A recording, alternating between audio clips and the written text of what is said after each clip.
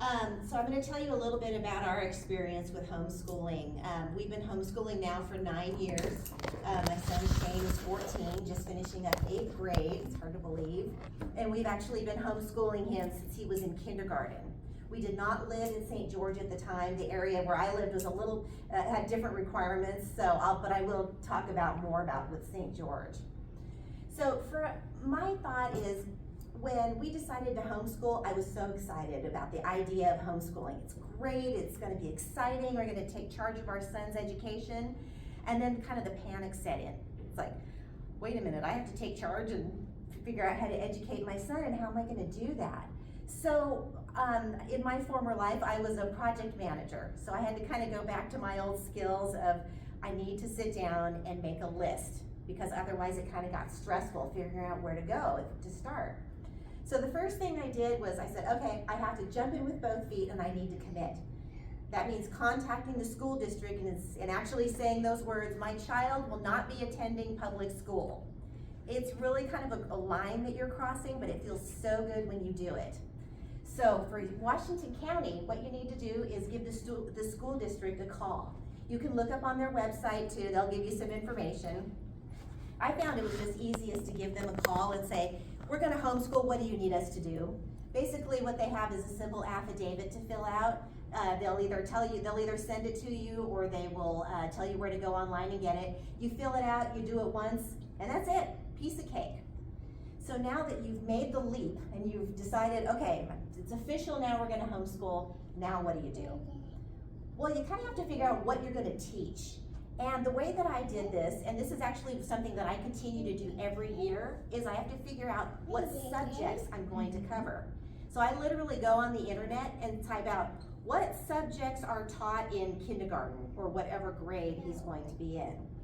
And then you're gonna get different websites with different suggestions. They're all basically gonna have the math, the science, the reading, the grammar, whatever language arts they have.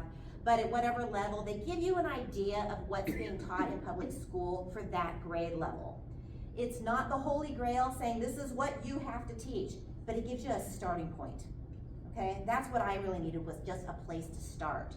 Then from there, as kind of school went on and on over the years, I discovered that how great it is to be able to incorporate my son's interests in our homeschool plan. So he is really into dinosaurs. And I don't mean he thinks T-Rex is cool, he is really into dinosaurs. So we actually added paleontology as a subject that we cover in school. So you can find out something that your child is interested in and try to work that into it, whether that's how you treat your math lessons and try to incorporate that, or if it's at a completely separate subject. That's the beauty of homeschooling, is you can really branch out and teach what works for you and your family. In terms of teaching materials, you will never ever find that you can't find a teaching program. It's almost the opposite issue, is that there's so much out there. So I have a couple of suggestions that have worked very well for us. When my son was younger, I would say probably up to about 5th grade or so, lakeshorelearning.com was really our go-to place. They have all kinds of resources. They're bright, they're colorful, they're educational. One of the favorite things that we got was a placemat. It's a map of the United States, and I can tell you he knows his US geography.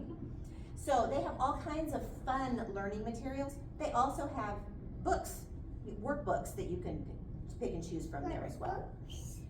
For any age, Rainbow Resource Center online, rainbowresource.com, is a fabulous resource. Even if you don't buy your materials from them, they have a catalog that you can get. You can request this. It's the curriculum guide and catalog. If you go on their website, you can request it. They'll mail it to you for free.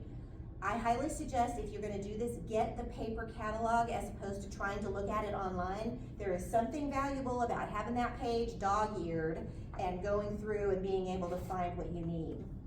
So the one thing that I like about this is it's separated into subject matter and by grade. So this will, again, give you an idea.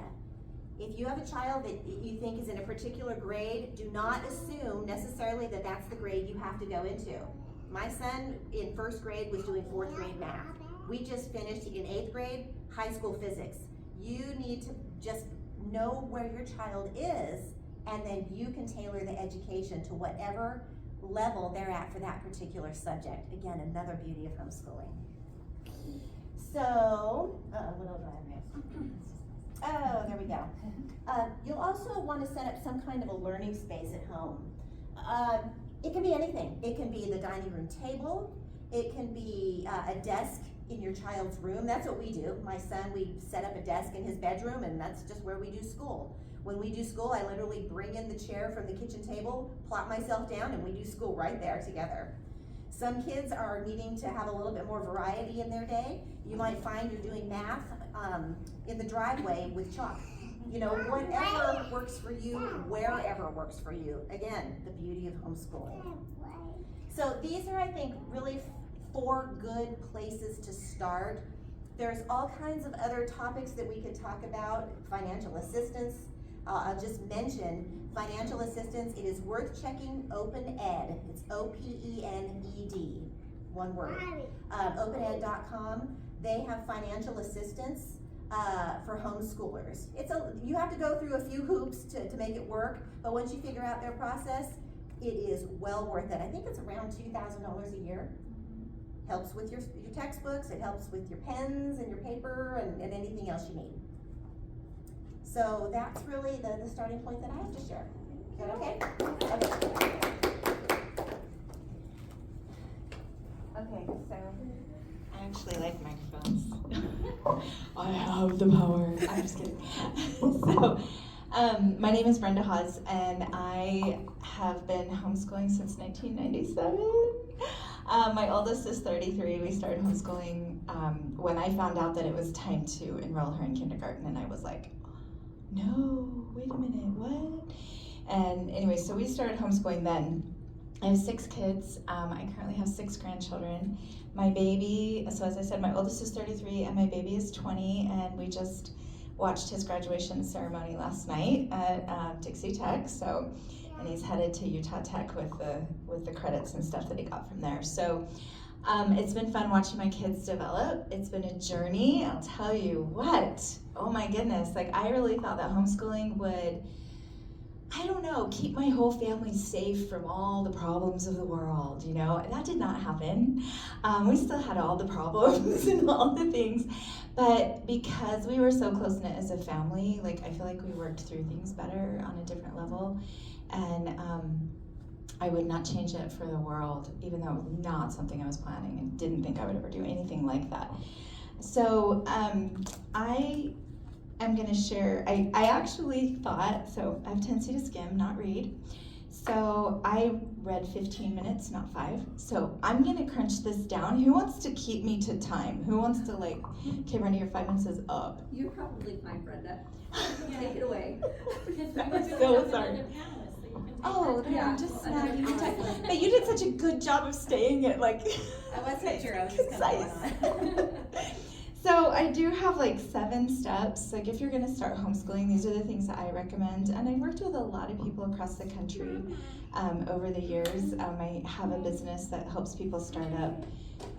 It's called a Commonwealth School, but they're co-ops all across the country. So I have worked with a lot of different families over the years. Number 1. The same as what you said, commit to homeschooling, right? I'm gonna back it up just a tiny bit. How many of you guys actually homeschool right now already? Little bits. Okay, how many of you guys are thinking about it, but you're not really sure? Okay, I know, right? And me, no. Okay, so here's what I'm gonna tell you to do. This is my recommendation, and I really think it's valuable to actually sit down.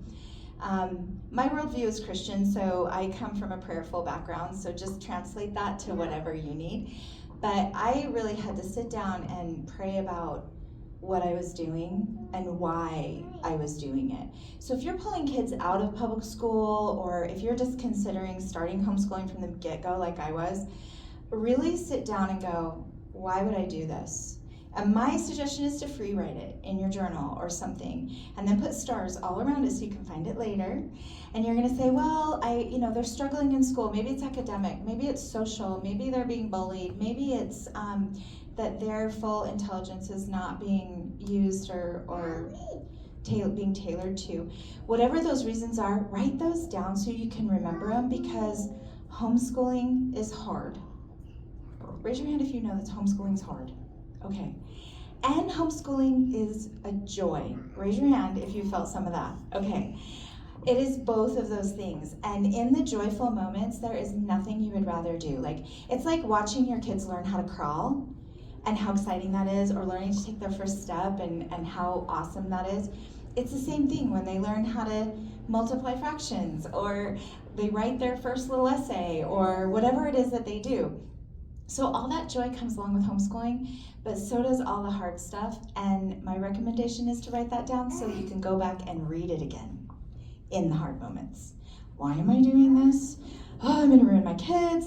Oh, I'm gonna, it's can be terrifying one day and super exciting and joyful and fun the next. And that is just part of the journey. So just know that's normal, and it's not you and it's not your kids, it's just homeschooling. Okay, number 2, be gentle with yourself and with your kids. You are not a public school teacher. Don't expect yourself to be a public school teacher. I did a lot of research when we lived in California on the scope and sequence for the California public schools. And oh my gosh, I dove into that stuff and it scared me spitless.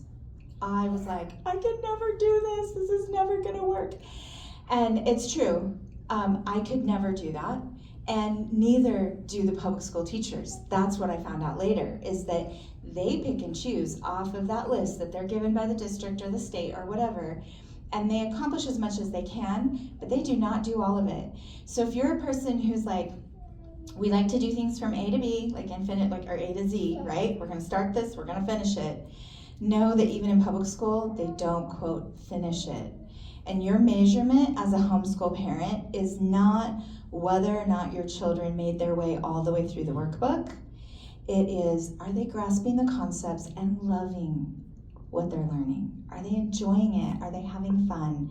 Are they finding out that learning is something that's amazing and worth doing for the rest of their lives, no matter what it is? So remember that you are a mom at the same time. So you've got all these multiple jobs that you're trying to do, right? And if you were like me and you're trying to homeschool 6 kids at the same time that are all at different levels, like, that's a little crazy. It was a lot of crazy, actually. And so I had to be really gentle with myself and pull back and say, okay, this isn't working for us. And it's causing, like, me to get all anxiety and then the kids are freaking out because mom's a mess. And just take a breath and relax and soften your expectations. Okay, that's like number 2, super important. Okay, number 3, this depends on your individual personality, but for me, I could not homeschool by myself. I needed to surround myself with people who were doing what I was doing. And let me tell you what, in 1997, there weren't a lot of people that were doing what I was doing. Okay, I was the odd person out for sure. And people would be like, oh, they were always surprised when I told them that I homeschooled, because I don't know, I didn't live back in the woods, in a mountain, in a cave with, my denim jumper. I had a denim jumper, by the way, I did, in 1997. But I didn't wear it very much after I decided to homeschool, because I realized that was part of a status quo that we didn't need. So I think they were surprised that we were kind of normal. My kids were really social, and they could carry on a conversation with an adult as well as a kid their age. And that was partially because I did surround myself with other moms and families who were doing what I was doing. They were building me up, I was building them up. So then when I had to face people, maybe family members, who didn't really appreciate what I was doing, I always knew in the back of my mind that there were others that were doing what I was doing and they were succeeding at it. So that was really important to me during some of those early days where the confidence was not there. It was not there. Okay, number 4, create a very simple schedule. So I think a schedule is really important, especially like a start time and an end time. Now, some of us are like, we really like to check off boxes, and schedules are like, we need all the things, right? And then some of us are a little more creative and have a really hard time sitting to a schedule. That would be me. But I had kids that needed schedule, and then I had some kids who didn't need schedule. So I had to recognize that we had to kind of bridge the middle of that and make sure that at least we would always say, okay, for us it was, we started homeschooling at 9. And we started with something that was very simple that I didn't have to prepare for. So again, going back to my worldview being Christian, we would sit down and we would read scriptures and we would say prayers. And my sister, who had 2 kids, she would do all this prep work, and she'd have like worksheets for her kids, and they would practice like a verse of the day and a song of the week and all of the things. And I'm like, nope, if I can get all 6 kids on the couch at the same time, I won. So that was that right there. So we had the start time, we had the end time, and that kind of goes into this idea of creating a vacuum during your day. So between 9 and 12, all of the kids did school. And then we had lunch and nap time. And I made a rule in my house, because there were 6 kids, that everyone had to have a rest time. So if you ask my 33-year-old daughter, she will tell you that she had to take naps till she was 19 and moved out. Like, those weren't naps. They were time for me to breathe and get some sanity back before we jumped back into the afternoon. And then the little kids could just play and stuff, but that was my time for helping the older kids with their studies one-on-one, was between like 1 and 3. Oh, and I restarted the 1-hour timer if anybody came out of their room early. I needed that hour. It was really important to me. So the vacuum just means, what can they not do? Like, you're defining the space and the environment so that it encourages learning. So if you're one of those moms that says, hey, we're not gonna do YouTube between 9 and 12, and your kids are like, but it's educational, blah, blah, blah, blah, blah, right? You're like, yes, and we can save that for the afternoon, so whatever it is you wanna look up is great then, but we're just not gonna do YouTube right now, or we're not gonna do screens, or we're not gonna do video games, or whatever that list looks like for you and your children. It's gonna be different from every house to every house. But when you create that vacuum, it makes it easier for you. You don't have to keep using the brain power all the time. They're gonna come and ask you questions. They're gonna push the needle just a little further, right? I wanna do this, I wanna do that. And you're like, oh, no, we don't do that during school hours. And they will actually get really creative and find amazing educational things to do. So creating the vacuum was a huge part of our homeschool life. Okay, and that's all part of 4 and the simple schedule. Okay, number 5, there's 7, by the way, so we're almost there. Okay, number 5 was have fun looking for supplies and resources. So like Pia was saying, like those catalogs, I'm so glad they still have that catalog. I use that catalog. I thought it was like nostalgic. I was like, oh yes, Rainbow Resource. That was really fun for me to dig through. And then we found things that I was interested in and would be good for the kids. And so those were my early years of homeschooling. I was educating myself too. I was learning things that I hadn't grasped in public school. Like they taught it was on the list, but my brain was somewhere else, or whatever. I mean, like if you ask yourself right now, how much do I remember from public school? It's a precious small amount, okay, for most people.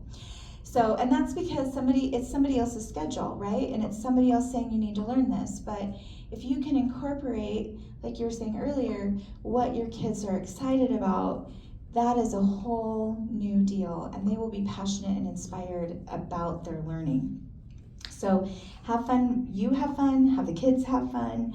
Also remember that there is no, in my opinion, there is no one size fits all for every family and every child when it comes to curriculum. You will spend a lot of money on curriculum that then doesn't work. So I love what they're doing, what you guys are both doing with Desert Bloom, and being able to have that resource center. Because being able to check out curriculum before you purchase it and try it. I mean, I had one math thing that worked great for like 3 kids, and then the 4th kid was not working for him. Like literal tears when he opened up the book. And I was like, okay, I don't want this kid to hate math. So what am I gonna do? So I had to go find something different. And of course, to even find the curriculum that worked for the 3 kids took probably 3 years. And I was throwing stuff out left and right, and I was spending I was spending a lot of money on all of these curriculums that weren't working. And sometimes we could resell them and stuff, but no, it's gonna be great to have this resource. I love it. Also, think about creative things like toys. Legos are a part of school. They were a part of school for my family. And my brother, actually, we were sitting around Thanksgiving table one day, and all of us were there. And somehow we got on the subject of my brother and how successful he is right now in his, well, this was years ago, but in his roofing business. And he says, you know why I'm so successful, Mom? So he's giving credit to my mom. And he said, I think it's because I played with Legos so much. And my spatial awareness is such that I don't even have to get on top of a roof anymore to bid out a roof. So I can do things super fast because I can walk around, I can measure the perimeter of the house, and I can see what the angle is, and I know it, and I can bid it out, and I'm always right on. And now they have like apps that he uses, you know, to make sure, but he was doing that early on because of that spatial awareness that he learned. So creative toys and games that make them think are a huge part of your homeschool, and it's part of the vacuum. And we have all these games and puzzles and books and toys that you can play with during homeschool hours. The other ones are going to be reserved for later. Okay. Create a simple space to homeschool. You already talked about this. We did, I know we all, like a lot of us had dreams of these beautiful desks and shelves, and right, didn't we? We all dreamed about that. But where does most of the homeschooling happen? In my house, it was the couch and the kitchen table. Those two things. That's really what you need, is a bookshelf, a table, a chair. And for me, it was couch because we did a lot of reading together, a lot of what I called family book. And then the last one, number 7, start to work on your happy and independent list. Now this is a list that you can start now, and it will never be really done, but it's the idea that each one of your children needs certain skills and things in their lives in order to be an adult. And that list is going to change and morph as you learn about your child more and as your child learns more about themselves. But, you know, it's everything from learning how to make your bed, make a simple meal, how to write an essay, it's academic and it's non-academic, it's adulting and it's deep thought and all the things that, it's kind of your wish list, but you're gonna cross things off of it. At some point you'll be like, that's not really actually that important. Get rid of that because this other stuff is more important. And I think when you first start homeschooling, all you can think about is the academics. It's like, oh, how am I gonna do all this and how am I gonna, you know. So your list, if you made it right now, would be, it would be math and it would be English and it would be all these things, right? But then later it will become more like, are they kind? Do they love to read? Do they know how to interact with others? Do they know how to share? Do they know, you know, these beautiful things that make them an amazing person? So that's all I have for you tonight so far. So thank you guys. If you will come sit up here so that we can easily have some questions. And we're just gonna open it up, so whatever they said that like sparked something and you were like, oh, I wanna know more about that, or any questions you had coming here tonight, please just raise your hands and ask away. Questions? No. Okay, so to start, so I homeschooled my oldest just for kindergarten, like COVID year, and then they wanted to try school. So they've been going to school. She will go into 5th grade this next year. So she's at the point where she's nervous to lose friends, as she has connections there, and she really likes, she goes to a school that has like theater as an elective, and so she wants to homeschool, but she wants to do like just the theater elective class. So I'm trying to figure out how to like mesh the two and how that looks. Like I don't know if any of you have experience of like doing like that hybrid type of schedule or what that looks like. That's where I'm kind of struggling. I have like, not, no. I've done it, I had a rule for my kids that you guys will probably think is weird, but I was like, you can go to elementary school or high school, but you can't go to junior high. But I had one daughter who went to elementary school for like 1 hour every morning, and they had PE and art and choir, and she was my creative child, and that was really important to her. And that worked out. And then I've had kids, my older kids took a class or two at the high school every once in a while. My younger 3 didn't really show any interest in it, but I do think that you can create anything or find anything that they need. And so that includes friends, and it also includes acting and drama. I know that we're lucky in this state and in this county, we have so many resources. From computer stuff for little kids to acting stuff for young ones, it's all there. And then if you've got the Mattauch High thing, it'll pay for all of that stuff. Open Ed now, sorry, yeah. I have to keep, I quit when it was still Mattauch High, I know, right? I was familiar with Mattauch High, so but how does that, because it's like if she's going to basically public school for one elective, is she considered not homeschool because she's there? Or like, I know that like discounts part of. I think they still count her as a homeschooler if she's only going for that one. Have you asked the school if she can do that? Yeah, I've talked to them and they said that she can do. Is it Vista? It's Vista, It's Vista, yeah. She can do it, but then she would still be counted as a student. You can I ask, don't know. Open You'd have to Ed, ask them. or Mattauch High Open Ed, they have a great support system, and Okay. I would just call them up or send them an email and ask them. They can tell you exactly what their rules are for, maybe you might find if you can't for some reason participate in that school program, maybe there's a community acting program or theater Yeah. program. My family did it when I was in middle school. The hybrid. We homeschooled, and then my brother and I took band and theater and a couple of other classes, and it was just fine. We just had to remember what schedule the school was on, and sometimes we missed classes, but it wasn't the end of the world. We weren't worried about the grade, we were worried about the experience. Yeah, that's all she wants. She Yeah, wants to so be it's able to very try out doable. for the school play. Yeah, we did that and that elective. 20 years ago, Okay. so.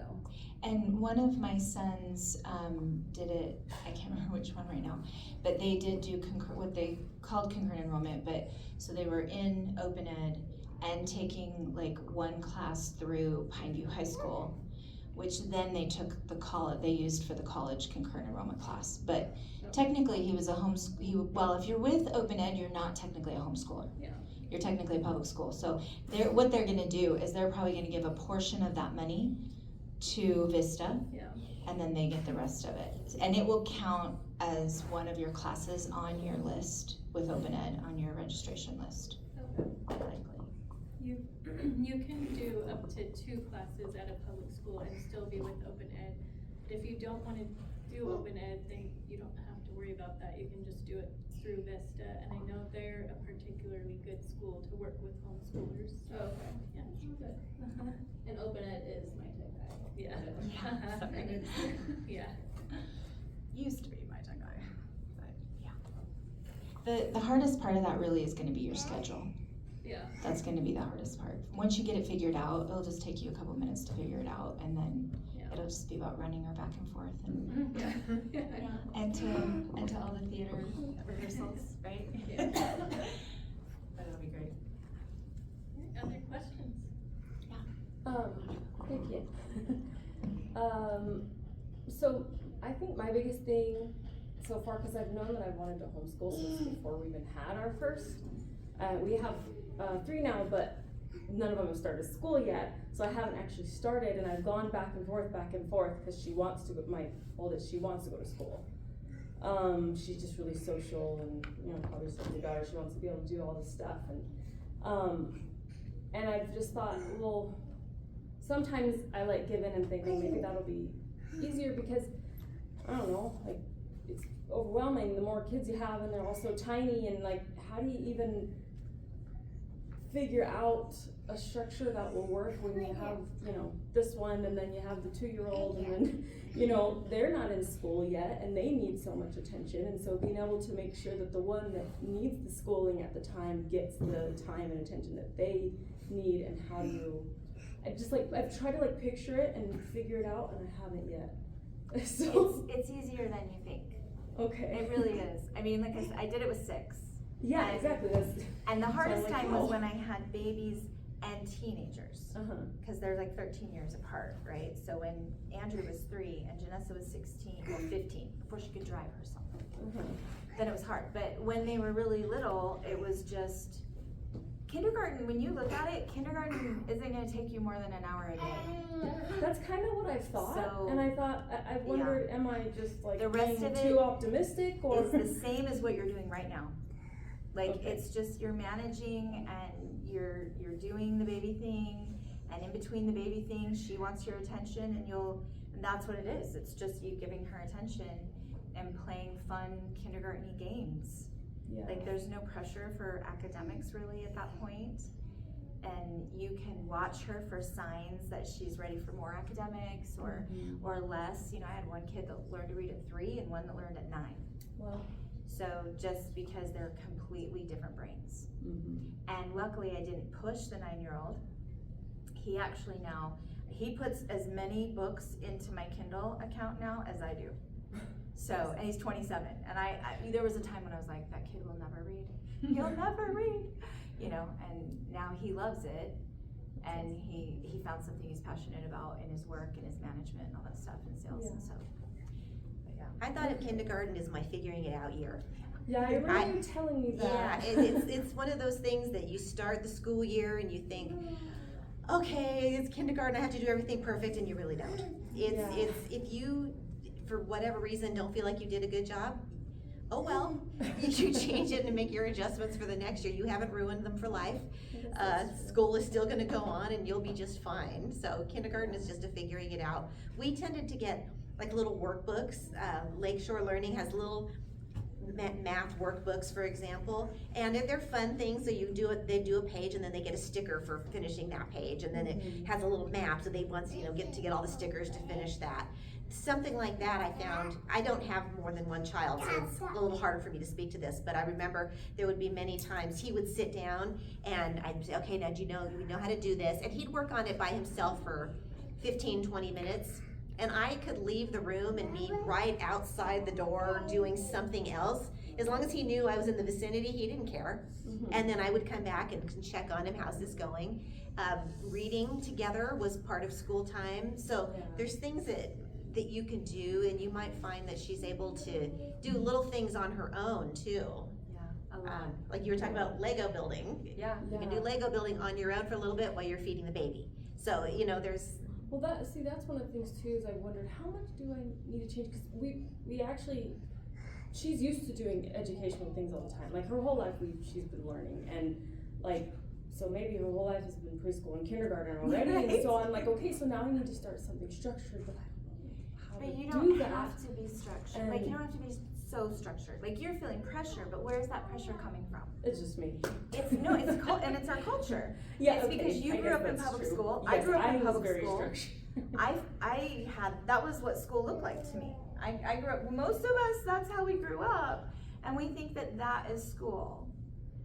And it's really not actual learning that's happening with that much structure, where like if a kid is super into something and they're excited and you ring the bell and go, okay, you have to stop, you know, now it's time to move on to something else, and that just teaches them that nothing that they want to do is important. Yeah.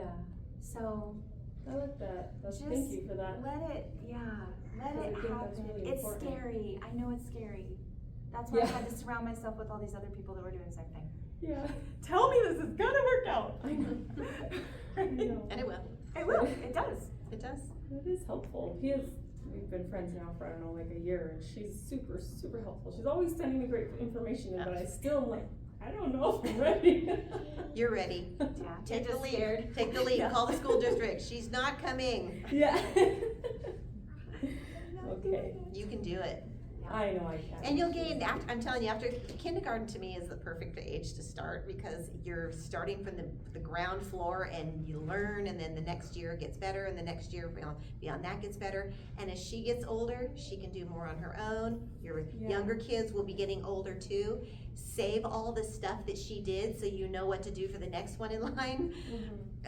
You know, so I agree it kind 100%. of evolves. Yeah. Cool. Kindergarten is not even required in most states. So, and that was how I started, was I found that out, and I was like, okay, good, if I screw it up, I can just put her back in public school in first grade. I won't even tell her I homeschooled her during kindergarten. She doesn't have to know how bad I failed, you know? But we fell in love with it and kept going, so. I'm curious about the Blossom. I wasn't here for the first 15 minutes. What was that, the free try it out? The lending library? Yeah. What did you call it? Blossom something? We can fill you in Desert afterwards. Bloom, okay, that was It's great. Desert Blossom, Yeah, yeah. oh, Desert Blossom. But we can fill you in afterwards about it. Okay, thank you. I was Sounds gonna good. say, I took notes. Oh, okay. I've been trying to take notes, but also I dropped my phone because he's moving around so much. So. But yeah, thanks. Did you have a question? Yeah, it kind of ties into hers a little bit. Like, everything you guys said was very helpful, actually, because you guys are really experienced and it's a little intimidating too, because when you're just starting this, like, my daughter is the same age, you know, she's gonna be 5 in August, and now we're adding another one to the family. And I've already been doing some homeschool curriculum, but lately I've just been falling off the map with it, and I'm in a day and age where I work full-time from home. And I'm trying, I guess one of my question is do you have any like tips and tricks for trying to get her learning in and still like work and run a household and do really everything that these women are supposed to do?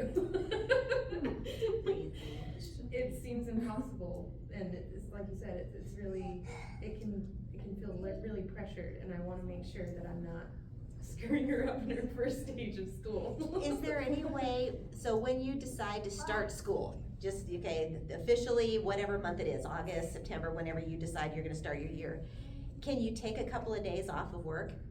I have a very flexible schedule. Oh, okay, I was gonna say, can you take maybe just even a half day on that first week maybe? And just to kind of get into it together, to set the expectation, you know, this is what school is gonna be, this is what we're gonna do, and to try to kick things off that way. And that way, when you need to be in a meeting, or you need to be on the computer or whatever, say, okay, now remember, this is, you have your workbook or whatever it is that you're gonna do. So once you spend the next 15-20 minutes working on this, and I'm gonna be right over here, and then let me know when you're done, and I'm gonna come check it out for you, and then we'll talk about it, and then, is that something that might work for you? I don't know. Yeah, that's a good suggestion. Routine is important. Routine is important. Yeah, that's been So they know what to throughout her expect. entire life. Yeah, she's been great at, you know, sticking to schedules, but like, she's been so tired, you know, lately with the first trimester and everything, that she's been begging me to get back into learning, and I feel nothing but guilt. Okay, there was an article that I read when I first started homeschooling. I didn't want to homeschool, and my husband brought it up, and I of course complained to my girlfriend and was like, he's crazy, he wants me to homeschool, you know, and I thought she'd back me up because girlfriends are supposed to do that, and she's like, oh, I think you'd be a great homeschooler. I'm like, Thanks a lot. that's not what I want to hear. But she gave me some stuff that her sister-in-law had, and one of the things was an article called "The Baby is the Lesson," written by a veteran homeschool mom, and it was about life. It was about third trimester, first trimester, nursing baby. You know, it was like, this is real. Real is not, I go to school at 8:30 in the morning and I do all these things and then I come home, like, and I'm in a classroom with a bunch of kids that are exactly my same age. Like, we don't do that in real life for the rest of our lives, you know, we don't do that. And so she talked about how, like, they talked about what mom was going through and why, and that mom needs a nap right now because she's pregnant, you know, and that was them learning about life. And so that helped me give myself grace, because obviously I was pregnant a lot.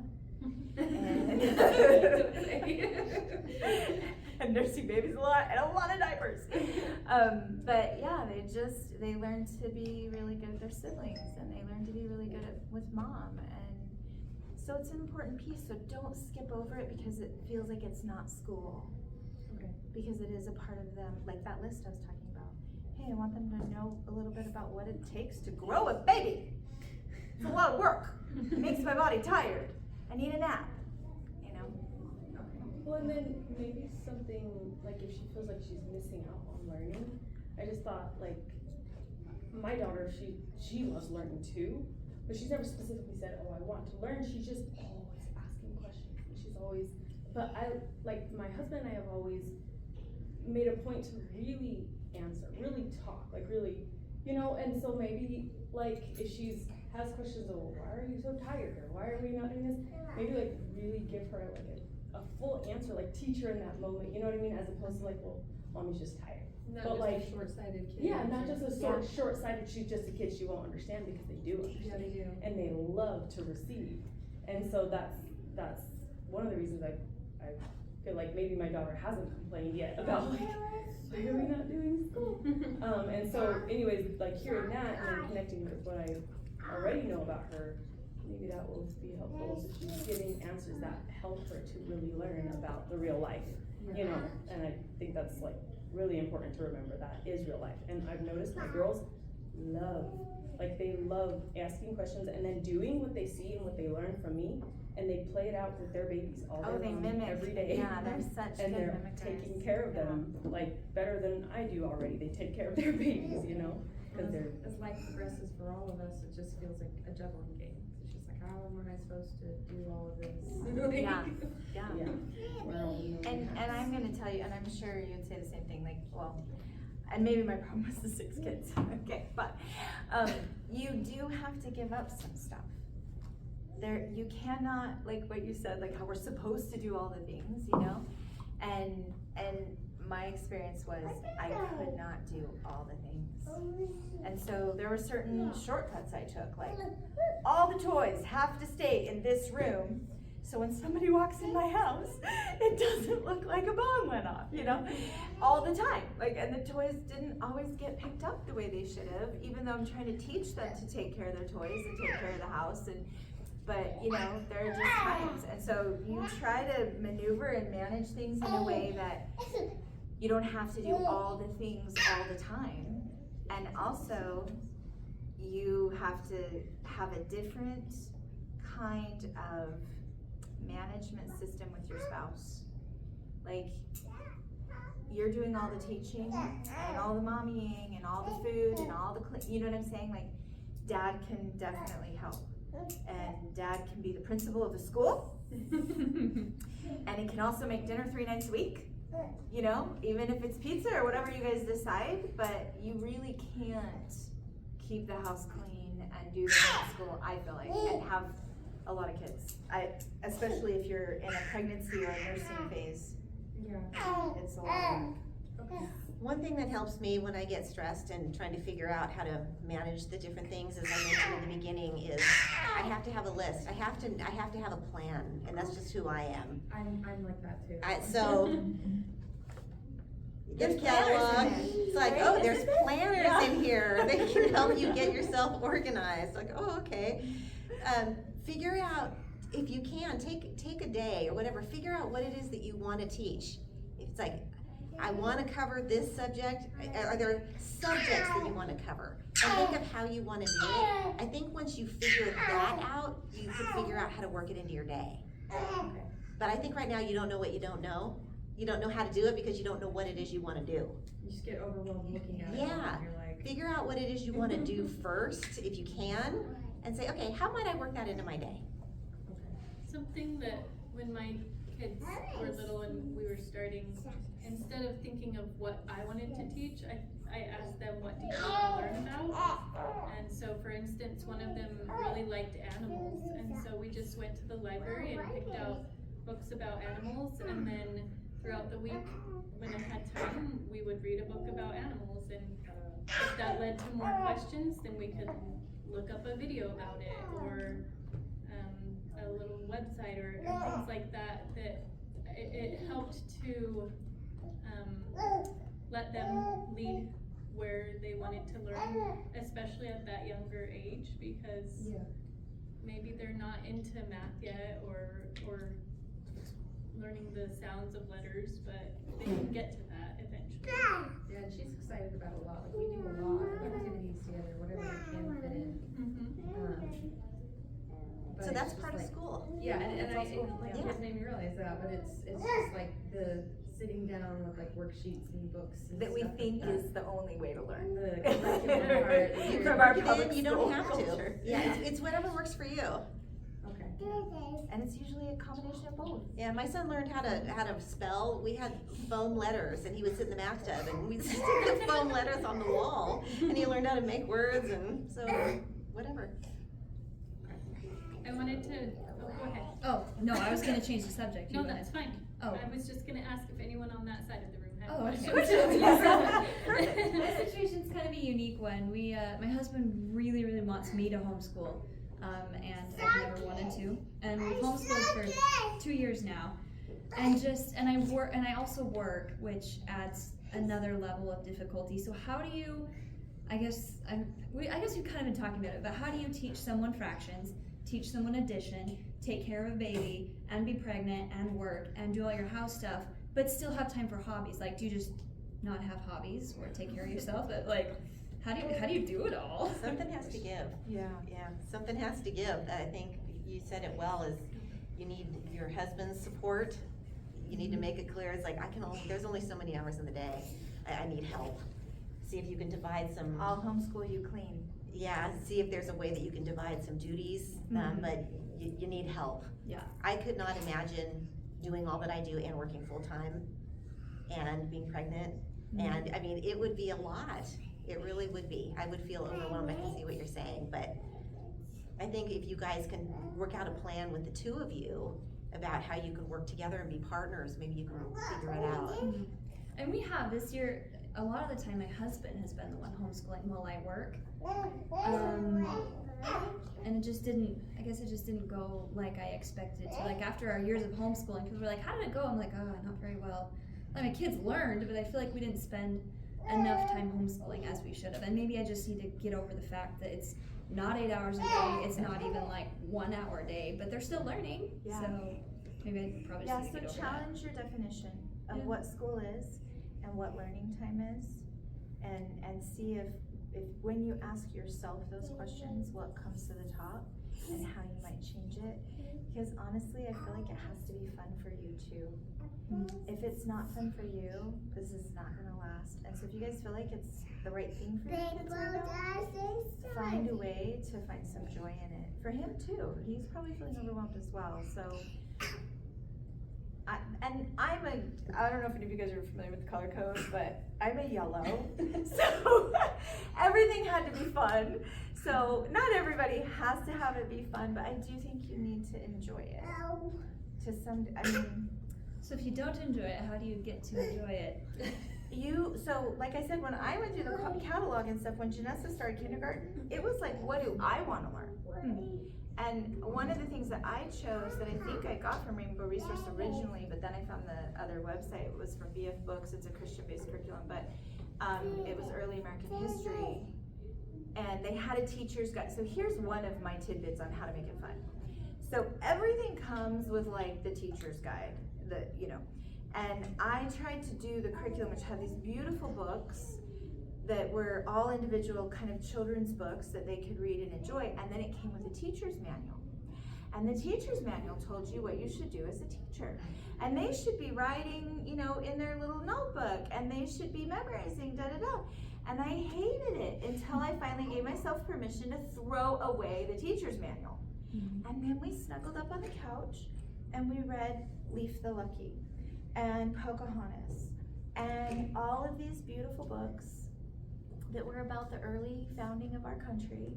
And then I started to fall in love with the stories and with the questions that the kids were now asking, because I wasn't all, we have to do the writing and we have to do the coloring that you're telling me to do, all the stuff. No, we just read and snuggled and talked and discussed, and I learned so much.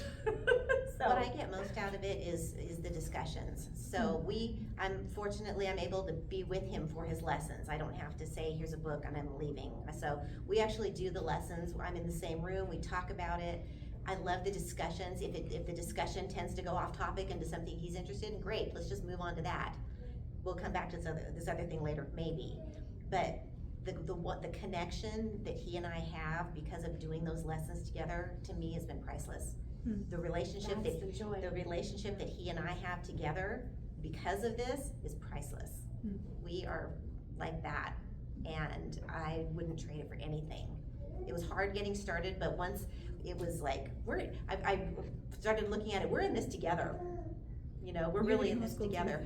I'm telling you, this last year, I took high school physics with him. I've never taken physics in my life. I took it with him. We did it together. So if you can get to that point where you're having that connection with the lessons and the discussions and all that. Okay, can I, one more, along that line though, like when you have multiple kids, or I only have the two, but it's like, what's the balance between like the independent work versus like if they're 3rd and 5th grade math, they each need that indivially.